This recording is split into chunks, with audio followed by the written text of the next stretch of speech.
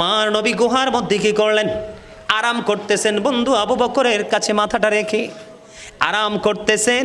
এমন সময় গুহার মধ্যে ঢুকে যখন দেখলেন পুরো পরিবেশটা প্রতিকূলে, আবু বকরের শরীর মোবারক থেকে বন্ধু জামাটা খুলে ছিঁড়ে টুকরো টুকরো টুকরো টুকরো করে বন্ধু প্রত্যেকটা গর্তের মুখ তিনি ফিল আপ করে দিলেন।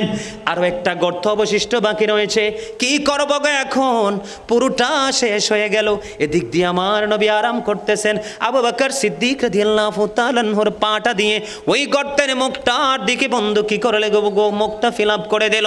ফিল আপ করে দিতে দেরি রে ও বন্ধু, মুখটা ফিল আপ করে দিতে দেরি। বিষাক্ত সাপ আবু বকরকে সবল মারতে দেরি করে না। আল্লাহু আকবার বলেন।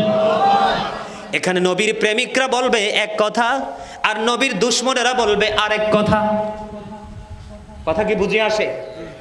নবীর দুশমন যারা তারা বলবে বন্ধু উল্টোটা, আর নবীর প্রেমিকেরা বলবে সব সময় রাইটটা। ঠিক কিনা বলেন বন্ধু? আমি সেই দিকে রাইট এবং রং এই দুইটাকে আমি আইডেন্টিফাই করব না, আমি আপনাদেরকে শুধু মূল জায়গাটা তুলে ধরে বিদায় নেব বন্ধু। এবার কি করলেন? তিনি পা দিলেন, সাপ বন্দনাকে সবল মারলো। সাপের বিষে পুরো শরীর আবু বকরের কম্পন আরম্ভ করলো। সইতে পারে না। কি করব গো এখন? আমি সহ্য করতে পারছি না। এদিক দিয়ে আমার নবী ঘুমিয়ে গেছে, আরাম করতেছেন। এখন আমি যদি ডাকি রে, আমার নবীর ঘুমটা আর আরামের বেঘাত হয়ে যাবে। জোরে জোরে বলেন না সুবহানাল্লাহ। সাপের বিষে পুরো শরীর ছটফট করছে, যন্ত্রণায় কাতরাচ্ছে, তারপরেও কিন্তু আমার নবীকে ডাকছে না। ধৈর্য ধরে বসে আছে। একটা ফুটা চোখের পানি আমার নবীর শরীর মোবারকে পড়ে গেল। পড়ে যাইতে দেরি রে, চাইয়া দেখে আবু বকরের পুরো অবস্থাটা তার প্রতিকূলে চলে গেলেন।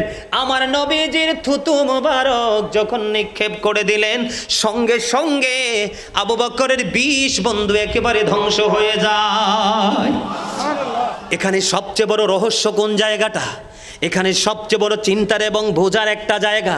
সেই জায়গাটা হলো আবু বকর সিদ্দিক আমার নবী সরকারে মদিনা, তিনি যে বন্ধু হিজরতের উদ্দেশ্যে রওনা হলো, এটা কি ওনাদের নিজের ইচ্ছায় না আল্লাহর ইচ্ছায়? কথা বলেন। আপনাদের ইমানকে স্ট্রং করার জন্য, আপনাদেরকে অ্যাক্টিভ করার জন্য, এই জন্য বন্ধু আপনাদেরকে এই জায়গাটা একটু ব্যাখ্যা করতে চাই।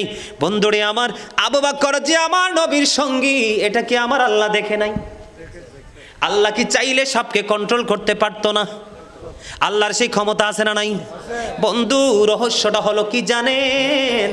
আবু বকর সিদ্দিক রাদিয়াল্লাহু তাআলা আনহুকে ধ্বংস করার জন্য, আবু বকর সিদ্দিক রাদিয়াল্লাহু তাআলা আনহুকে মেরে ফেলার জন্য, ওনাকে চিরতরে পৃথিবী থেকে আউট করার জন্য, এই জন্য বন্ধু সাপটা ওনাকে ধ্বংসন করে নাই। সাপটা ওনাকে সবল মারার কারণ হলো যেই দিন বন্ধু আবু বকর সিদ্দিক রাদিয়াল্লাহু তাআলা আনহুর পায়ে সবল মেরেছিলেন, যেই সময় ওই দিন পর্যন্ত সাপটার এই গর্তে বসবাস করার বয়স হলো 1500 বছর। জোরে জোরে আল্লাহু আকবার। কত শত বছর? আরো মুখস্থ করেন, কত শত বছর? যেই দিন আবু বকর সিদ্দিক রাদিয়াল্লাহু তাআলা আনহুর পায়ে সবল মেরেছিল, সাপটা কামড় দিয়েছিল, ওই দিন পর্যন্ত এই গর্তে বসবাসের বয়স হলো বন্ধু 1500 বছর। আমি গাজী সুলাইমান অনেক বন্ধু তালাশ করলাম, সত্যিকার একদম সিরিয়াসলি যেটা আমি বলছি বন্ধু, তখন কিন্তু আমার মনের মধ্যে সেই প্রশ্নটা উদয় হয়েছিল, আল্লাহ গো, তোমার হাবিব তোমার ওয়ার্ডারে হিজরতের উদ্দেশ্যে রওনা দিল, ওই গিরি গুহার মধ্যে তিনি অবস্থান করলো। আমার নবীর সঙ্গী যে হযরতে আবু বকর সিদ্দিক রাদিয়াল্লাহু তাআলা আনহু সিদ্দিক আকবর, উনি যে আমার নবীর সঙ্গী, সাপটাকে চিনলো না গো আল্লাহ। আমার আল্লাহ আমার কাছে রহস্য ও বন্ধু উদ্ঘাটন করার সেই সুযোগ দিয়েছেন। বন্ধু তালাশ খুঁজে বের করলাম, সাপটা 1500 বছর পর্যন্ত এই গর্তের মধ্যে অবস্থান করতেছে। আবু বকরকে সবল মারার জন্য নয়, আমার নবীর দিদার লাভের আশায়। জোরে জোরে বলেন না সুবহানাল্লাহ। সাপের উদ্দেশ্য হলো বন্ধু আমার, আপনারা এখানে আরেকটা জিনিস খেয়াল করেন, আবু বকর সিদ্দিক রাদিয়াল্লাহু তাআলা আনহু অনেকগুলো গর্ত কিন্তু কি করে দিয়েছেন? কথা বলে না, বন্ধ করে দিয়েছেন। কিন্তু এখানে দেখেন রহস্যটা কোথায়? আজকে অন্য একটা গর্ত খালি থাকতে পারতো। কথা বলেন না কেন? এটা যৌক্তিক কিনা? অন্য একটা গর্ত কিন্তু কি করতে পারতো? খালি থাকতে পারতো, কিন্তু এই গর্তটাই বা কেন খালি, আর এটার মধ্যেই বা কেন সাপটা অবস্থান করছে? আল্লাহ রাব্বুল আলামিন আল্লাহর প্রিয় হাবিবের প্রতি পশু পাখি প্রাণীর প্রেমের আরো অনেক তথ্য আছে বন্ধু। যদি আজকে আমাকে প্রেমের বিষয়টা দেওয়া হতো তাহলে দেখতেন আমি আজকে কত তথ্য আপনাদেরকে দিতাম নবীর প্রেমের। বন্ধুরে আমার, 1500 বছর যত অপেক্ষা করতেছে। আবু বকর সিদ্দিক রাদিয়াল্লাহু তাআলা আনহু যখন গর্তের মুখটার দিকে পাটা লাগায়া দিল, এবার সাপ ডেকে ডেকে বলছে, রে আবু বকর, তুমি আমার 1500 বছরের স্বপ্ন ভেঙে দাও, কারণ নবী তো এখানে চিরদিনের জন্য আসেনি, নবীজি এখান থেকে অল্প সময়ের মধ্যে প্রস্থান করবে, তুমি পা সরাইয়া নাও, আমি আমার নবীকে প্রাণ ভরে দেখব। জোরে জোরে বলেন না সুবহানাল্লাহ। বন্ধুরে আমার, আমি আপনাদেরকে কেমন করে বোঝাবো? এই দিক দিয়ে বন্ধু আবু বকরের বিষাক্ত জায়গার মধ্যে নবীজির থুতু মোবারক নিক্ষেপ করে দিলেন, বিষটা একবারে নিশ্চিহ্ন হয়ে গেল। আবু বকর সিদ্দিক রাদিয়াল্লাহু তাআলা আনহুর পরিবেশ পরিস্থিতিটা পুরো নিয়ন্ত্রণে চলে আসলো। ওই দিক দিয়ে বন্ধু মুশরিকেরা নবীকে মারার জন্য, শহীদ করার জন্য, ধ্বংস করার জন্য পাগল পাড়া হয়ে গেল। এখন কি করবে? তখন তারা কি করলেন? ওই নবীজি গুহার মধ্যে আছে কিনা সেটা খুঁজতে গেলেন। কি করলেন? খুঁজতে গেলেন। একটা রওয়ায়াতে পেয়েছি বন্ধু একটা কবুতর। কয়টা? আরেকটা রওয়ায়াতে পেয়েছি 2টা কবুতর। যেই মুখটা দিয়ে আমার নবী বন্ধু ভিতরে প্রবেশ করেছে, আল্লাহ তো জানে বেঈমান কাফের মুশরিকরা এখানে যাবে, ঠিক কিনা বলেন? দেখেন আল্লাহর হাবিবের প্রতি আল্লাহ রাব্বুল আলামিনের গভীর প্রেমের প্রকাশ কেমনি ঘটে। এবার কি করলেন? 2টা কবুতরকে আল্লাহ রাব্বুল আলামিন অর্ডার করলেন, যা রে যা বর্ণ কবুতর, আমি বন্ধু এখন যেটা যতটুকু আমি অর্জন করতে পেরেছি, জানতে পেরেছি, ওই যেই কবুতর 2টা আমার নবীর হিজরতের উদ্দেশ্য করে নবীকে সেভ করার জন্য কবুতর 2টা গুহার মুখের মধ্যে বাসা বনে ডিম তা দিচ্ছিল বন্ধু। ওই কবুতরের ওই 2টা কবুতরের বংশধর হলো এখন যেইগুলো আপনি মক্কায় গেলে পাবেন।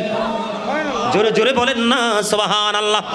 এই 2টা কবুতরের বংশধর হলো এখন যেগুলো আমি 2 চোখে বন্ধু দেখে এসেছি। এখানে গেলে দেখবেন যারা মদিনায় যাওয়ার উদ্দেশ্য, মক্কাতুল মুকাররমায় যাওয়ার উদ্দেশ্য, ওখানে গেলে দেখবেন কিতাব প্রমাণ করেছে এই 2টা কবুতরের বংশধর এখন যেইগুলো আছে সবগুলো। এবার বন্ধু তারা দরজার সামনে গেলেন, আরো একটা রহস্যময় প্রেম যাইয়া দেখলেন মাকড়সা কি করেছে, পুরো মুখটার মধ্যে বন্ধু জাল ভরে রেখেছে। মাকড়সা যখন ঘরের কোনায়, ঘরের আঙিনায় যখন দেখবেন কি বলে জাল বনে, বাসা বনে, তখন দেখবেন ঘরের মুরব্বি যারা, তাদের যখন নজর যাবে ওরা ডাক দিয়ে বলবে, তোমরা খালি খাও আর ঘুমাও, এই দিকে পুরো জায়গাটা ময়লা হয়ে গেছে, তোমরা দেখো না, পরিষ্কার করো। এইরকম সংসার জীবনে বলে কি বলে না? কথা বলেন না কেন? সিনিয়র যারা, মুরব্বি যারা জুনিয়রদেরকে বলে। বন্ধুরে আমার, এবার কি করলেন? তারা দেখলেন, যাইয়ে দেখলেন কবুতর বাসা বনে ডিম তা দিচ্ছে। বন্ধুরে আমার, ওই দিক দিয়ে মাকড়সা সুন্দর করে জাল বনে দিয়েছে। দেখেন কবুতরের গভীর প্রেম নবীর প্রতি, এবং মাকড়সার বন্ধু নবীর প্রতি অবর্ণনীয় প্রেমের এক নিদর্শন। এবার বন্ধু খোঁজাখুঁজি করলো, যাইয়ে সামনে দেখে যে নিশ্চয়ই এটার মধ্যে কেউ নাই। সুবহানাল্লাহ বলেন না? এই নাই, এটার মধ্যে কেউই নাই। যদি কেউ থাকতো রে, তাহলে এটা দিয়ে যদি কেউ ঢুকতো, কারণ আসতে যে বেশিক্ষণ তো হয় নাই, বেশি দেরি তো হয় নাই, এই অল্প সময়ের মধ্যে বাসা বোনা ডিম দেওয়া সম্ভব না। এটা অনেক আগেই এখানে বাসা বনে ডিম পেরে ডিম তা দিচ্ছে, যদি কেউ ঢুকতো ডিমও ভেঙে যেত, বাসাও ভেঙে যেত। তাদের চিন্তা দেখছেন না আল্লাহর কৌশল। আল্লাহু আকবার বলেন না? আরে আরো জোরে বলেন আল্লাহু আকবার। মাকড়সা কিভাবে জাল বনে দিল নবীকে এবং আবু বকর সিদ্দিক রাদিয়াল্লাহু তাআলা আনহুকে বন্ধু সেভ করে দিলেন। এরপরে এখান থেকে এখানে 3 দিন ছিলেন নবী। কয়দিন? গুহার মধ্যে কয়দিন? 3 দিন ছিলেন। তারপরে বন্ধু নবীজি কৌশল করে করে আস্তে আস্তে আস্তে আস্তে করে বন্ধু উনি ওনার গন্তব্যে পৌঁছে গেলেন। জোরে জোরে কন্যা সুবহানাল্লাহ।